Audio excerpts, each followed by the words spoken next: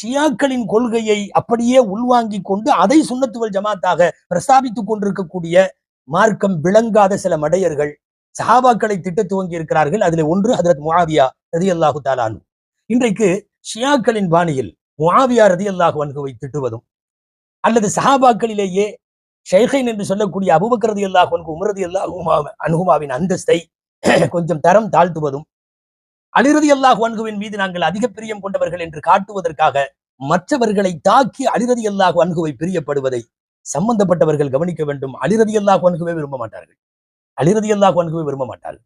முஆவியா ரலியல்லாஹு அன்ஹுவை திட்டக்கூடிய அவர்களின் வரலாற்றின் சில அரசியலில் ஏற்பட்ட சில கருப்பு பக்கங்கள் எல்லாம் இருந்திருக்கும். அந்த காலத்தில் அந்த அரசியல் ரீதியாக ஏற்பட்ட சில மோதல்களை, பகைமைகளை, கருத்து வேறுபாடுகளை கொண்டு வந்து மார்க்கத்தை முழுமையாக புரிந்து கொள்ளாமல் அவர்களை திட்டக்கூடிய பேர்வழிகள் அவர்கள் சுன்னத்துவல் ஜமாத்தை சார்ந்தவர்கள் அல்ல.